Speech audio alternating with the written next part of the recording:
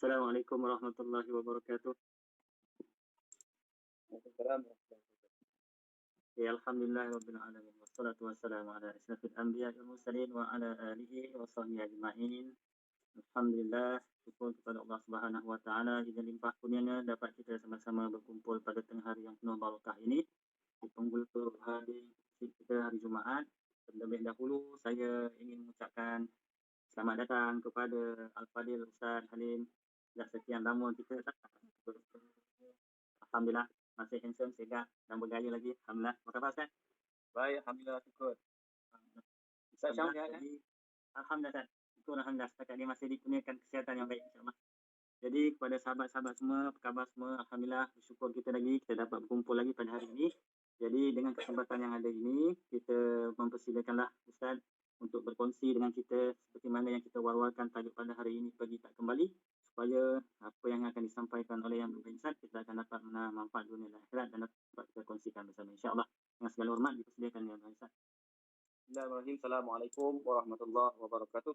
Innal hamdalillah nahmaduhu wa nasta'inuhu wa nastahdihi wa nastaghfiruh wa na'udzu billahi min syururi anfusina wa min sayyiati a'malina. Man yahdihillahu fala mudhillalah wa man yudlil fala hadiyalah. Asyhadu an la ilaha illallah wa anna Muhammadan abduhu wa rasuluh.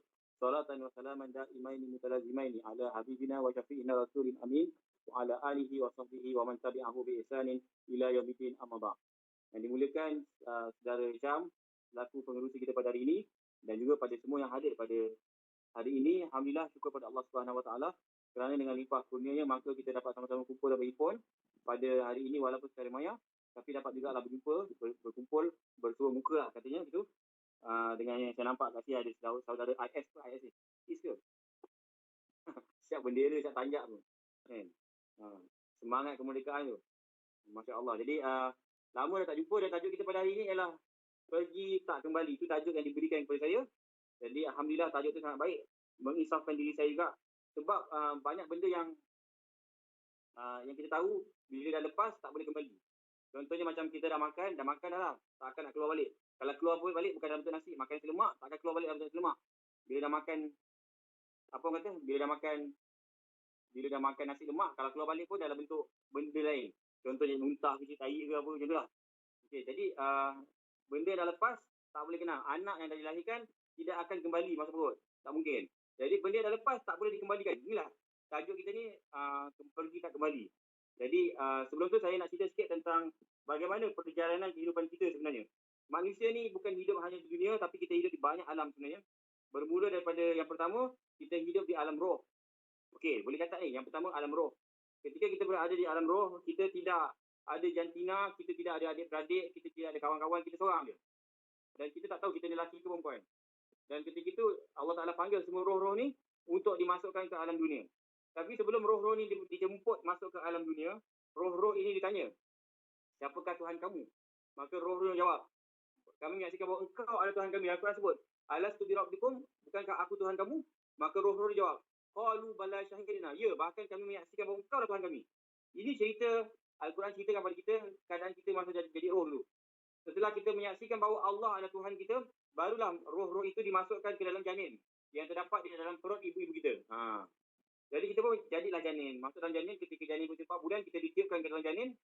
Dan masa itu kita berada di alam rahim. Itu alam kedua yang kita hidup. Yang pertama alam roh, yang kedua alam rahim. Lepas tu kita tinggal dalam alam rahim selama beberapa bulan. Kemudian setelah cukup zat kita, barulah Allah Ta'ala pindahkan kita ke alam yang ketiga. Iaitu alam apa? Alam dunia. Okey, yang pertama alam rahim, yang pertama alam roh, yang kedua alam rahim, yang ketiga alam dunia. Setelah kita berada di alam dunia, bermula daripada seorang bayi, tukar jadi kanak-kanak, kanak-kanak tukar jadi dewasa, dewasa tukar, lepas tu kahwin, lepas kahwin kerja, lepas kerja tua, lepas tua pencen, lepas pencen, anak kita pula kahwin, anak kita dapat anak, kita dapat cucu, cucu kita dapat anak, kita dapat cicit, cicit kita dapat anak, kita dapat cicit apa? Anak, cucu, cicit, lepas cicit apa? Cicak. Okey. Biasalah. Piot kan, lepas piot cicak. Jadi begitulah, dia akan circle akan berulang. Itulah hakikatnya kehidupan kita. Setelah kita berada di alam dunia, kita pun tua dan akhirnya mati. Kalau sempat tua, ada juga yang tak sempat tua. Dah mati dulu. Okey. Jadi selepas kita tua, kita akan mati, kita akan berpindah ke alam yang ke berapa? Yang keempat. Okay. Itu alam barzakh. Okey, tadi kita berada di alam roh, kemudian alam rahim, kemudian alam dunia, yang keempat alam barzakh. Di alam barzah kita akan direhatkan atau disiksa dengan azab kubur. Na'udzubillah min zalik. Jadi di dalam kubur tu kita akan soal oleh dua malaikat yang bernama Munkar dan Nakir. Dia tanya 5 soalan. Siapa Tuhan kamu? Sampai yang terakhir, apakah kiblat kamu? Kiblat kita ialah Kaabah. Dan siapakah saudara mara kamu? Saudara aku adalah seluruh orang Islam. Itu yang 5 soalan bocor yang mana nanti di alam kubur bukan kita yang jawab, tapi iman kita yang jawab. Kalau dapat jawab, alhamdulillah. Kalau tak dapat jawab, na'udzubillah min zalik. Kita akan dipukul, dipalu dan sebagainya. Okey. Itu alam yang keempat, alam kubur. Selepas alam kubur, kita akan pindahkan ke alam yang kelima, iaitu alam mahsyar. Okey. Setelah berada di alam mahsyar, ketika itu keadaan matahari sangat dekat kepada sejengkal je. Matahari yang paling kita. Manusia akan kebasahan dengan peluh-peluh masing-masing. Yang mana beramal mereka akan diberikan pakaian cantik dan indah. Yang tak beramal, mereka akan dalam keadaan bogil, dalam keadaan pakaian buruk dan sebagainya. Itu alam yang kelima yang dipanggil alam mahsyar. Selepas alam kelima, kita berpindah ke alam hisab. Di alam hisab, kita punya amalan akan divideokan balik, akan ditayangkan di pada mahsyar. Di alam segala amalan kita. Bermula daripada kita lahir sampai kita tidur, yang mana kita mayang, yang mana kita solat, yang mana kita puasa, yang mana kita buat jahat, kita buat maksiat, semua akan ditayangkan balik. Semua akan dipertontonkan semula. Ketika itu, dalam surah Yasin dah sebut, al-yawma nakhtimu ala afwahihim. Lagi apa? Wa tukallimuna aydihim. Lagi apa? Wa tashhadu arjuluhum. Lagi apa? Sama-sama. Wa tashhadu arjuluhum. Ya betul, masya-Allah, hebat orang ARB. Hebat. Kalau saya tanya kat tempat lain, mereka sambung juga, tapi mereka akan sambut wa tashhadu bima al-yawma nakhtimu ala afwahihim wa tukallimuna aydihim wa tashhadu arjuluhum bima kanu yaksibun. Orang ARB boleh jawab. Tempat lain saya tanya, bima kanu, jawapannya bima kanu sadaqallahul azim. Itu tempat lain lah. Masya-Allah, ARB jawapannya tepat. Saya pernah tanya juga bima kanu kat tempat lain. Ini bukan ARB tempat lain. Bima kanu dia jawab bima kanu ma rabbuka. Itu jawapan dia orang. Okey, jadi ini semua jawapan mengarut, okey? Okey, tuan-tuan dan puan-puan Allah sekalian, kita sambung balik. Dalam ayat yang kita baca dalam surah Yasin tiap malam Jumaat tu, apa Allah Taala kata? Hari ini kami pateri mulut kamu. Al-yawma nakhtimu ala afwahihim. Kami pateri mulut kamu. Mulut kamu tak boleh bercakap. Mulut kamu tak boleh berkata-kata. Batas al-yawma nakhtimu ala afwahihim wa tukallimuna aydihim. Dan bercakaplah tangan mereka yang bercakap. Wa tukallimuna aydihim wa tashhadu arjuluhum bima kanu yaksubun. Dan kaki mereka pula yang bercakap. Tangan bercakap, kaki bercakap, tangan bercakap, ya akulah yang memukul orang tu. Kaki kata, ya akulah yang menyepak muka orang tu. Kaki inilah yang digunakan untuk melangkah ke tempat-tempat maksiat. Tangan inilah yang digunakan untuk menggunakan rezeki-rezeki Allah Taala bagi, tapi di jalan yang kemungkaran. Tangan cakap, mulut kata jangan cakap, diam. Tapi tangan cakap sendiri, kaki cakap sendiri. Sebab apa? Ini janji Allah SWT di pada mahsyar nanti, di alam akhirat nanti, segala amalan kita akan dihitung, akan diaudit, dan ketika itu mulut tak boleh bercakap. Yang bercakap hanyalah tangan, kaki dan sebagainya. Anggota tubuh badan yang akan bercakap, menyaksikan apa yang kita lakukan ketika berada di dunia. Masa tu tak boleh tipu. Kat dunia boleh kelentong lagi. Kat dunia boleh kita ke tepi sana sini. Tapi di akhirat tak boleh. Segala-galanya disaksikan oleh Allah SWT. Dipersaksikan melalui satu skrin TV yang besar. Okey.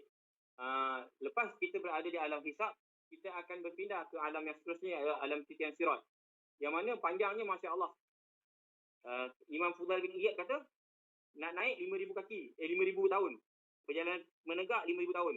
Perjalanan menurun 5,000 tahun. 5,000 naik, 5,000 tengah-tengah, tegak 5,000 ke bawah, 76. Jadi tempohnya 15,000. Dia bukan 15,000 tahun, tapi 15,000 tahun akhirat.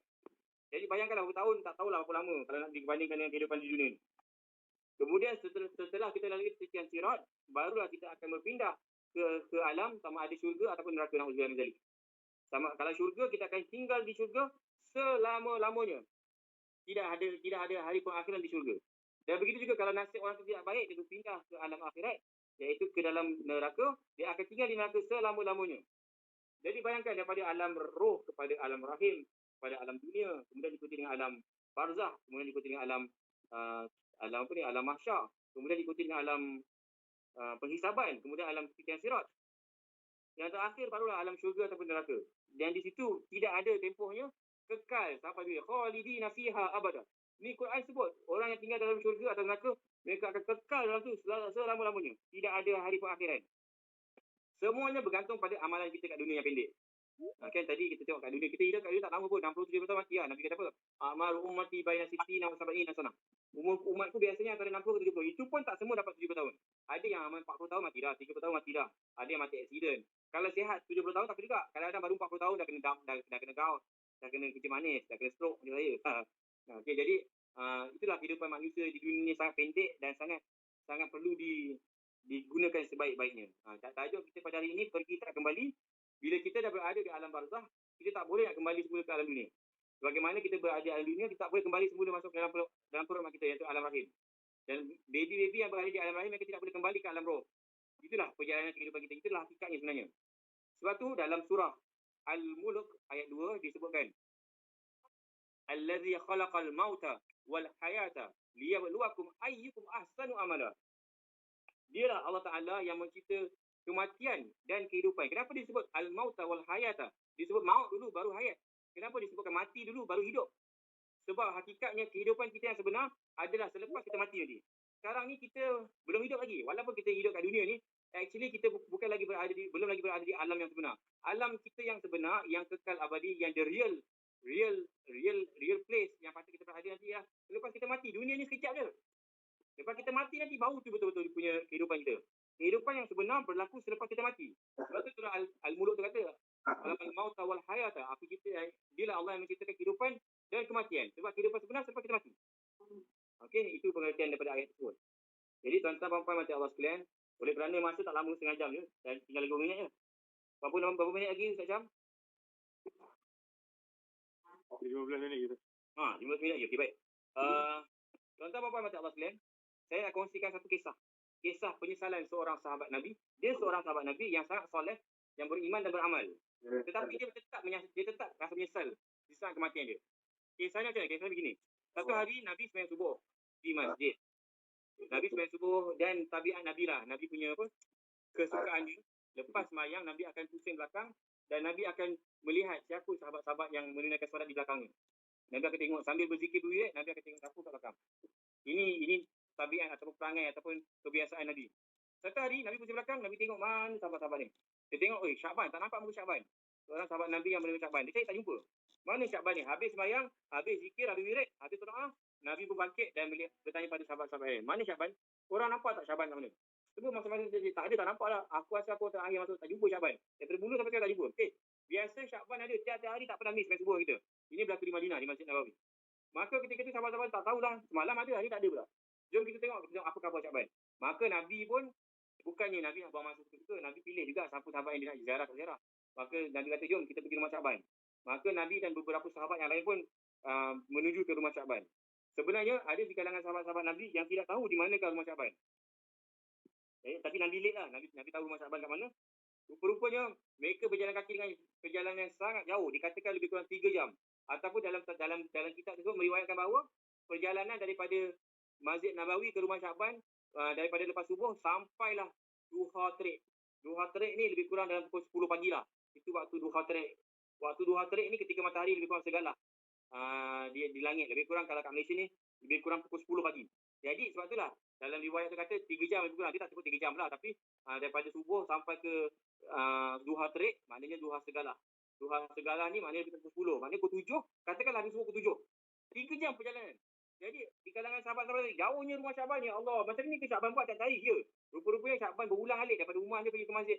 Selama 3 jam perjalanan jalan kaki, bukan naik bas, bukan naik kereta, bukannya naik Vios ke naik Honda Accord ke, tak. Berjalan kaki tiap hari, subuh tu. Jadi Nabi kata ginilah perjalanan, inilah perjalanan yang dilalui oleh Syakban setiap hari untuk menunaikan solat subuh. Jadi sahabat-sahabat yang lain tu, Masya Allah, hebatnya Syakban. Kalau aku lah 3 jam jalan kaki ni sehari je lah, besok tak datang lah masjid, main kat rumah je lah. 3 jam tuan-tuan perjalanan. Jadi ini yang berlaku kat atas Syakban tiap-tiap hari. Maka setelah mereka semua berjalan kaki selama 3 jam lebih kurang, sampai ke rumah Syakban. Sampai di rumah Syakban, yang menyambut kehadiran Nabi dan sahabat yang lain adalah isteri Syakban. Maka Rasulullah berkata, wahai isteri Syakban, bolehkah kami masuk? Boleh, silakan ya Rasulullah. Sesungguhnya engkau sampai tepat pada waktunya dalam keadaan menangis. Nabi pun pelik, kenapa menangis pula bini Syakban ni? Rupa-rupanya, bini dia kata, abang Syakban baru je meninggal malam tadi. Masya Allah, sahabat-sahabat kata, inna lillahi wa inna ilaihi raji'un. Patutlah pagi tadi kita tak ada solat subuh. Maka isteri Syakban ucap, ya Rasulullah, ada apa tujuan tuan atas sini? sebenarnya kami datang sini sebab pagi tadi, subuh tadi, kami tak nampak Syakban di masjid. Maka dia pergi ke mana? Oh, dia sebenarnya dah meninggal malam tadi ya Rasulullah. Inna lillahi wa inna ilaihi raji'un. Patutlah pagi tadi tak ada kat masjid, rupanya dia meninggal. Maka isteri Syakban pun menangis, terus menangis kesedihan kerana suami telah meninggal dunia. Lalu isteri Syakban tanya, "Ya Rasulullah, aku ada soalan sikit." Apa dia? Sebelum dia meninggal dunia, aku mendengar dia macam merintih seorang diri. Dia merintih seorang diri. Apa yang dia kata? Ada 3 perkara yang disebut. Yang pertama, dia kata, kan bagus, alangkah baiknya seandainya lebih jauh. Itu satu. Yang kedua, alangkah baiknya seandainya baru. 2. Alangkah baiknya seandainya semua. 3. 3 persoalan yang dibangkitkan. 3 perkara yang sempat saya ingat ada. Jadi Rasulullah kata, sesungguhnya Syakban itu sedang menyesali atas apa amalan yang telah dilakukan. Tapi sebenarnya dia bukan menyesal kerana rugi, tapi dia menyesal kerana tak dapat lebih. Jadi isteri Syakban bertanya, "Ya Rasulullah, apa yang dikesalkan sangat tu?" Okey, maka Rasulullah bercerita, sebenarnya sebelum dia meninggal, Allah Ta'ala telah tunjukkan ganjaran besar yang bakal dia nikmati di syurga. Apa dia? Kerana dia berulang alik daripada rumahnya menuju ke masjid tiap-tiap hari. Perjalanan 3 jam. Pergi, balik, tak apalah. Jadi bila dia pergi balik, perjalanan yang jauh tu, maka Allah Ta'ala bagi dia ganjaran mahliga yang besar di syurga. Masya Allah, mahliga yang besar tu. Lalu Syakban pun melihat, ya Allah, alangkah hebatnya ganjaran ini. Tapi itu kerana perjalanan hanya 3 jam. Kan bagus kalau lagi jauh rumahku ke masjid. Kan bagus kalau 5 jam, 10 jam kan lagi bagus. Begitu. Kalau lagi jauh, lagi besar pahala dapat. Jadi walaupun Syakban telah dapat melihat mahliga syurga di hadapan matanya, tapi dia rasa tetap tak puas hati lagi. Dia rasakan 3 jam perjalanan sangat pendek. Kalau dapat lagi jauh, lagi baik. Itulah yang berlaku kat atas Syakban. Dia kesal kerana kalau boleh lagi jauh, lagi besar pahalanya. Yang kedua apa ya Rasulullah? Yang kedua, dia berkata, kalaulah yang baru, maksudnya apa? Masa tu ada sekali tu satu subuh tu, Syakban nak pergi ke masjid. Dalam perjalanan, tiba-tiba dia terjumpa dengan seorang pakcik tua. Pakcik tua yang memakai baju yang sangat usang dalam keadaan kesejukan waktu subuh. Jadi pakcik tua tu dia minta pada Syakban, "Tuan, boleh tak dermakan saya sehelai baju?" Maka Syakban ketika itu, dia memakai 2 helai baju. Satu baju luar, satu baju dalam. Bukan baju dalam, baju bahagian dalam. Bukan baju dalam, pelik pula kan. Dia pakai 2 lapis lah. Subuh-subuh kan, sejuk kan. Jadi dia ada pakai baju jubah dalam, satu lagi sarung kat luar. Jadi baju yang sarung kat luar tu baju lama lah. Sedangkan dia pakai baju baru. Baju lapis yang kedua tu pakai baju lama. Jadi pakcik tua tu kata, "Boleh tak bagi tuan bagi saya satu baju?" Maka Syakban takut berfikir panjang, dia terus tanggalkan baju yang dia pakai tu, dia bagi pada pakcik tersebut. Bayangkan tuan-tuan, dia bukan derma baju nanti dia kata, Syakban tak kata, "Jangan pakcik, saya bagi rumah je, saya ambil baju yang buruk yang ada. Baju yang saya tak pakai, saya nak bagilah." Tak, dia terus bagi pakaian yang dia senang pakai. Maknanya dia suka lagi pakaian tersebut, dia bagi. Jadi ketika itu Allah tunjukkan pahala mahligai besar sebagai balasan kepada dia yang telah mendermakan bajunya sendiri. Baju yang sedang dipakai. Macam tu sekali tuan-tuan. Kadang-kadang kan macam kita dengar cerita lah, ada orang tu hebat-hebat kan, contoh macam cantik lah baju tuan ni terus. Orang tu buka seolah-olah macam saya puji baju Tuan Syamsul. Tuan Syamsul cantik lah baju ni. Terus dia buka baju tu, dia bagi saya. Ibarat kata macam tu lah. Cantik lah kopiah tu, buka kopiah, ambil. Sampai macam tu sekali. Perangai Syakban begitulah. Maka apabila pakcik tu kata, "Tuan, boleh tak dermakan saya baju?" Terus dia buka baju dia bagi tu, terus dia bagi pada pakcik tersebut. Ini menunjukkan bahawa kehebatan pakcik, kehebatan Syakban tersebut yang telah mendermakan pakaian yang ada pada dirinya sendiri. Lalu Allah Ta'ala kurniakan dia ganjaran yang hebat, mahligai besar di syurga. Maka ketika itu, Syakban kata apa? Kalaulah aku bagi baju yang baru, baju yang sedang pakai lapisan yang dalam, sudah tentu ganjaran aku dapat lagi besar. Sebab itulah dia kata itu, kalaulah yang baru, sebab dia kesal, kenapa dia bagi baju yang lama? Patut dia bagi baju yang baru. Okey, itu persoalan yang kedua. Persoalan yang ketiga, Syakban kata, kalaulah semua, maka Allah Ta'ala pertontonkan balik pahala dia memberikan makan kepada seorang orang miskin. Satu hari Syakban tengah makan. Syakban makan roti. Lalu tiba-tiba datang orang miskin. Dia tengah makan roti sama dengan dicicah dengan susu.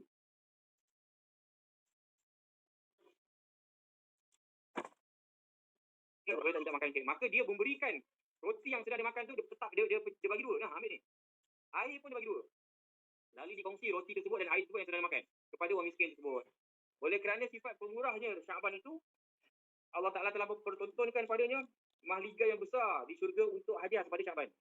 Syakban tu Masya Allah, alangkah bagusnya kalau aku bagi semua roti aku tadi, patutnya aku bagi semua. Dia nak semua aku bagi semua. Air susu aku bagi semua. Tapi tak, aku bagi 2 pula. Jadi pahala aku tak banyak lah. Kalau aku bagi semua lagi banyak. Jadi itulah, dia menyesal kerana dia tak bagi semua. Tuan-tuan puan-puan macam Allah sekalian, ini menunjukkan bahawa hebatnya sifat dan akhlak Syakban ini Kalau kita lah tuan-tuan datang pun minta sedekah, nak minta sedekah. Kita tengah makan nasi lemak, sanggup tak kita nak bagi nasi lemak kita tu? Oh pakcik nak nasi lemak kita nak bagi dua. Mama aneh, minta tinggal kosong tu. Kita bagi dua. Ada ke? Kita tak bagi punya. Kita akan keluarkan berapa duit ada kan. Kadang-kadang saya minta, kau ada duit kecil tak? Saya ada duit kecil nak ada. Ada duit besar, ada seribu je lah. Boleh tak bagi duit kecil kat budak ni? Kita akan bagi apa yang ada ujung-ujung ni kita ada. Pada orang yang tak sedekah. Tapi Syakban ini dia bagi apa yang sedang dimakan. Itu yang dikongsikan kepada peminta sedekah tersebut. Maka Allah Ta'ala bagi dia ganjaran yang besar. Itu pun dia rasa macam, alah, kalaulah aku bagi semua nasi aku tu, roti aku tu, kan lagi besar pahala aku. Itulah kekesalan yang dihadapi oleh Syakban, seorang sahabat Rasulullah yang sangat hebat, yang tak ada di masjid, yang beramal selalu. Akhirnya dia pun menyesal dengan amalan yang dirasa sikit. Padahal dah banyak tu, tapi dirasa sikit. Tuan-tuan puan-puan mata Allah sekalian, kembali pada tajuk kita, masa sedikit yang berbaki ni, dalam surah Al-Sajadah yang kita selalu baca pada hari Jumaat subuh. Dalam surah Sajadah kan kita baca rakaat pertama tu. Lepas tu dalam surah Sajadah, muka surat kedua, ayat baris sampai atas tadi. Rabbana absarna wa sami'na farji'na na'mal salihan inna muqinun. Okey. Dalam surah tersebut menyatakan bahawa manusia-manusia yang kubur, mereka cakap apa? Rabbana absarna. Wahai Tuhan kami telah melihat. Absarna wa sami'na. Dan kami telah mendengar. Farji'na na'mal salihan inna muqinun. Kami nak balik semula ke atas muka bumi. Kami tak bersedia untuk masuk ke dalam kubur. Kami nak balik semula ke atas muka bumi. Malaikat tanya kenapa? Na'mal salihan. Kami nak beramal salihan. Inna muqinun. Kenapa? Sebab sekarang kami tahu syurga itu benar, neraka itu benar. Kami tahu pahala itu benar, dosa itu benar. Tolong kembalikan kami ke atas muka bumi. Kami tak bersedia lagi untuk berada dalam kubur ini. Kembalikan kami. Na'mal salihan. Kami nak beramal salih. Tuan-tuan bapa mata Allah sekalian, bila ditanya pada orang mayat-mayat dalam kubur sana, apakah yang kamu nak buat kalau kamu hidup balik? Tapi kamu tak akan hidup balik. Tapi kalau kamu dihidupkan balik, kamu nak amal apa? Agak-agak apa tuan-tuan? Orang-orang mayat-mayat dalam kubur tu dia tak cakap kami nak hidup balik, kami nak peluk cium cucu-cucu kami. Tak ada. Dia tak kata kalau kami hidup kami nak buat umrah tiap-tiap bulan. Tak ada. Dia tak kata kalau kami hidup kami nak baca Quran tiap-tiap hari, khatam Quran satu hari satu kali. Tak, dia mayat-mayat tak cakap itu. Dia kata apa?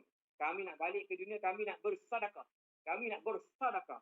Sebab sedekah itu artinya mengiyakan iman kita. Bila kita bersedekah, sebab tu kata sedekah tu bukan kata sedekah. Sedekah tu maknanya iya, memang benar lah. Sebab tu lepas baca Quran kita cakap sadaqallahul azim. Maknanya betul lah apa yang Allah cakap tu. Kita percaya pada ayat Quran yang kita baca. Jadi sedekah itu ialah kita membenarkan, kita mengiyakan, kita confirmkan yang kita beriman pada Allah Subhanahu Wa Taala. Sebab itulah orang-orang mayat-mayat dalam kubur, dia kata dia nak hidup balik untuk bukan nak buat umrah, bukan nak kahwin lagi, bukan nak solat, tak tahajud, tidak, tapi mereka nak bersedekah. Jadi tuan-tuan puan-puan mata Allah sekalian, dalam surah Al-Munafiqun ayat 10, okey, yang berbunyi kejap saya buka balik, tak ingat pula ayat tu. Surah Al-Munafiqun ayat 10. Wa anfiqu mimma razaqnakum min qabli an ya'tiya ahadukumul maut wa yaqulu rabbi aw laula akhartani ila ajalin qarib fa asaddaqa wa akum minas salihin. Surah Al-Munafiqun ayat 10. Tuan-tuan boleh catat, baca balik dalam homework hari ni, homework. Surah Al-Munafiqun ayat 10. Maksudnya apa? Dan infakkanlah ataupun sedekahkanlah apa yang telah kami kurniakan kepada kamu. Duit yang ada dalam wallet kita, duit yang ada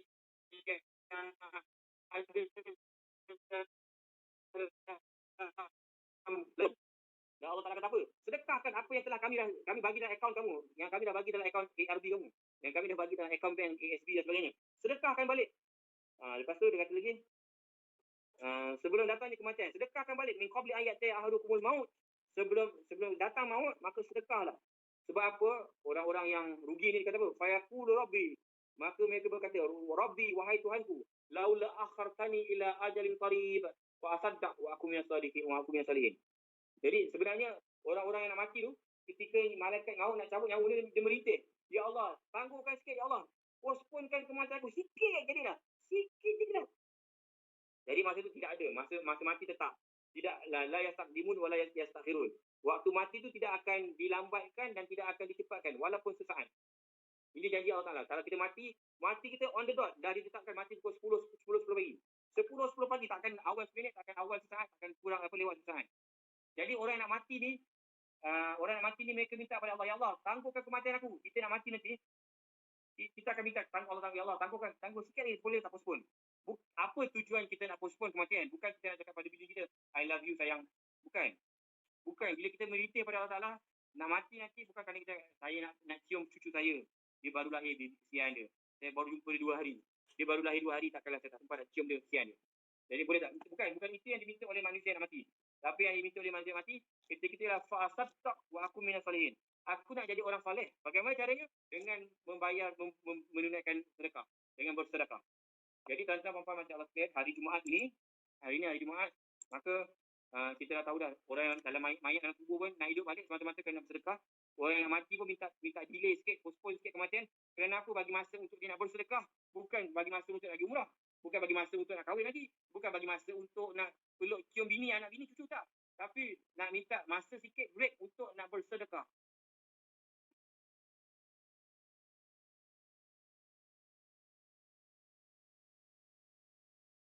Orang kata apa, COVID-19, ekonomi terjejas dan sebagainya, tapi kita masih ada gaji, kita masih ada income, silat-silat masih ada bonus. Walaupun orang lain sampai bunuh diri dan sebagainya, kita kat rumah peti sejuk kita masih penuh. Masih ada benda yang perlu, bukan masih ada, banyak benda lagi yang perlu kita syukuri, maka syukurilah nikmat-nikmat tersebut dengan kita bersedekah. Hari ni hari Jumaat, tuan-tuan sedekahlah. Sedekah kat mana-mana pun boleh, dekat masjid, dekat tabung mana-mana jumpa Cik Syam lagi, saya nak sedekah untuk surau ALB pun boleh. Di mana-mana pun boleh sedekah, maka banyakkanlah bersedekah mulai hari ini. Dan kalau tuan-tuan bersedekah, jangan lupa untuk berdoa. Doa apa? Saya ingat lagi macam saya dengan Datuk Kazim Ilyas kan. Datuk Kazim Ilyas kan dia ada madrasah dia sendiri. Pusat pendidikan Al-Barakah dekat Manjoy, Perak. Jadi bila orang bagi duit kat dia, dia kata, tuan bagi duit untuk siapa ni? Untuk ustaz lah, untuk ustaz punya madrasah. Terima kasih. Tapi bagi duit saja ke? Tak nak doa ke? Doa lah. Bukan saya yang doa. Tuan lah yang doa. Tuan bagi saya duit. Tuan yang doa. Sebab bila kita bersedekah, masa tu lah doa kita makbul. Dia kata.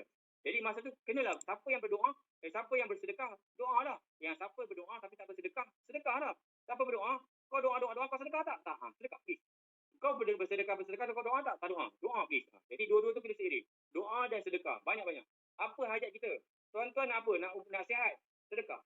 Sihat insyaAllah. Tuan-tuan nak kaya? Sedekah. Makbul insyaAllah. Tuan-tuan nak anak pandai, anak belajar sekolah? Sedekah. Makbul insyaAllah. Tuan-tuan nak naik pangkat, naik bonus, apa benda semua? Sedekah. InsyaAllah Allah akan makbulkan doa kita. Jadi saya rasa cukuplah sekadar tu lah. Kalau ada soal jawab, bolehlah. Kalau ada masa lah. Tapi tak tahulah ada masa ke tak. Sekian. Wabillahi taufiq wal hidayah. Assalamualaikum warahmatullahi wabarakatuh dan bye-bye. Bismillahirrahmanirrahim. Alhamdulillah amin wassalatu wassalamu ala asyrafil anbiya'i wal mursalin wa ala alihi wa sahbihi ajma'in. Ya Allah ya Tuhan kami, ampunkanlah segala dosa-dosa kami ya Allah. Dosa yang besar maupun dosa yang kecil. Dosa yang kami sengajakan maupun dosa yang tidak kami sengajakan. Dosa yang kami sedari maupun dosa yang tidak kami sedari. Ya Allah. Ya Allah ya Tuhan kami, ampunkanlah dosa kami, dosa yang kelihatan dan tidak kelihatan. Ya Allah ya Tuhan kami, ampunkanlah segala dosa pasangan kami ya Allah. Ampunkanlah juga dosa ibu bapa kami ya Allah. Ibu bapa yang telah membesarkan kami ya Allah. Ibu bapa yang telah menyayangi kami ya Allah. Maka sayangilah, kasihanilah mereka sebagaimana mereka telah menyayangi kami sejak kami kecil ya Allah. Ya Allah ya Tuhan kami, ampunkanlah dosa atuk nenek kami ya Allah, anak cucu keturunan kami ya Allah. Dosa adik-beradik kami ya Allah, dosa sahabat anda kami ya Allah, dosa saudara mara kami ya Allah. Ya Allah ya Tuhan kami, ampunkanlah dosa guru-guru kami ya Allah. Ampunkanlah juga dosa kedua ibu bapa kepada guru-guru kami ya Allah. Ya Allah ya Tuhan kami, ampunkanlah seluruh muslimin dan juga muslimat, mukminin dan juga mukminat, sama ada yang masih hidup ataupun yang telah meninggal dunia ya Allah. Ya Allah ya Tuhan kami, angkatkanlah ujian yang kau berikan kepada kami ya Allah. Ujian COVID-19 ini kau angkatlah secepat mungkin ya Allah, dan berilah kesabaran buat kami ya Allah menghadapinya dengan tenang dan penuh redha. Ya Allah ya Tuhan kami, berkat waktu duha yang hampir habis ini, berkat hari Jumaat yang sedang kami lalui ini, maka kau perkenankanlah doa kami ya Allah. Seandainya rezeki kami daripada langit, maka turunkanlah. Seandainya rezeki kami daripada perut bumi, maka keluarkanlah. Seandainya rezeki kami di dasar lautan, maka munculkanlah ya Allah. Ya Allah ya Tuhan kami, seandainya rezeki kami di celahan bukit-bukit yang kami tidak tahu, maka kau munculkanlah ya Allah, datang kepada kami ya Allah. Seandainya rezeki kami jauh, maka kau dekatkanlah ya Allah. Seandainya rezeki kami sedikit, maka kau banyakkanlah ya Allah. Seandainya rezeki kami kotor, maka kau sucikanlah ya Allah. Seandainya rezeki kami haram, maka kau halalkanlah ya Allah. Ya Allah ya Tuhan kami, seandainya tidak ada rezeki buat kami, maka Engkau adalah Tuhan yang bersifat Ar-Razzaq, yang mampu untuk mengubah nasib kami daripada tiada rezeki kepada rezeki yang banyak dan melimpah ruah ya Allah. Ya Allah kami, ya Allah Tuhan kami, kurniakan kepada kami rezeki yang melimpah ruah, yang datang secara tiba-tiba dari sumber yang tidak kami sangka-sangkakan ya Allah. Gandakan rezeki kami ya Allah, agar kami terus bersyukur padamu ya Allah. Gandakanlah rezeki kami di dunia dan akhirat ya Allah. Ya Allah ya Tuhan kami, sesungguhnya Engkau adalah Tuhan yang Maha Perkasa, yang mampu mengubah siang menjadi malam, malam menjadi siang, Yang basah menjadi kering, yang kering jadi basah. Yang hidup jadi mati, yang mati jadi hidup mula. Kami tidak pernah ragu dengan kekuasaan-Mu, Ya Allah. Ya Allah, ya Tuhan kami, tukarkanlah nasib dan keadaan kami daripada tidak baik pada keadaan yang lebih baik. Dan daripada keadaan yang baik pada keadaan yang jauh lebih baik, Ya Allah. Ya Allah, ya Tuhan kami, berikanlah keimanan buat kami, Ya Allah. Berikanlah ketakwaan buat kami, Ya Allah. Jadikanlah kami ahli-ahli syurga, Ya Allah. Bersama dengan ahli keluarga dan orang-orang yang kami sayangi, Ya Allah. Masuk ke dalam syurga-Mu tanpa dihisab, Ya Allah. Dan tidak ada di kalangan kami seorang pun yang dimasukkan ke dalam api neraka-Mu, Ya Allah. Ya Allah, ya Tuhan kami mohon padamu, Ya Allah. Dengan berkat hari Jumaat yang penuh dengan keberkatan ini, kalau doa kami, Ya Allah. Jadikanlah kami orang yang rajin bersedekah berikut dengan harta-harta yang pinjamkan kepada kami, Ya Allah. Rabbana atina fid dunya hasanah wa fil akhirati hasanah wa qina azabannar. Wa sallallahu ala sayyidina Muhammad wa ala alihi wa sahbihi wasallam. Walhamdulillahirabbil alamin. Taqabbalallahu minkum. Assalamualaikum warahmatullahi wabarakatuh. Alhamdulillah, terima kasih Ustaz di atas doa yang telah dipimpin tadi. Mudah-mudahan Allah Ta'ala terima doa kita dan menunaikan segala doa kita. Jadi terima kasih di atas perkongsian kepada kami semua. Mudah-mudahan apa yang disampaikan dapat memberikan manfaat, dan kita berdoa kepada Allah Subhanahu Wa Ta'ala agar terus diberikan kekuatan untuk terus mengamalkan amalan sedekah. Mudah-mudahan sedekah ini amat baik untuk kita di dunia dan di akhirat, insya-Allah. Jadi tanpa masa pun dah terhad, insya-Allah Ustaz, kita akan jumpa di majlis yang akan datang, insya-Allah. Kepada hadirin semua yang hadir, terima kasih banyak-banyak kerana sudi memberi masa dan ruang untuk sama-sama menjayakan majlis ini. Jadi saya akhir kalam, saya ucapkan wabillahi taufiq wal hidayah. Assalamualaikum warahmatullahi wabarakatuh. Allahumma salli salatan kamilatan wa sallim salaman tamman ala sayyidina محمد الذي تنحل به العقد وتنفرج به الكرب وتقضى به الحوائج وتنال به الرغائب وحسن الخواتيم ويستسقى الغمام بوجهه الكريم وعلى آله وصحبه في كل لمحة ونفس بعدد كل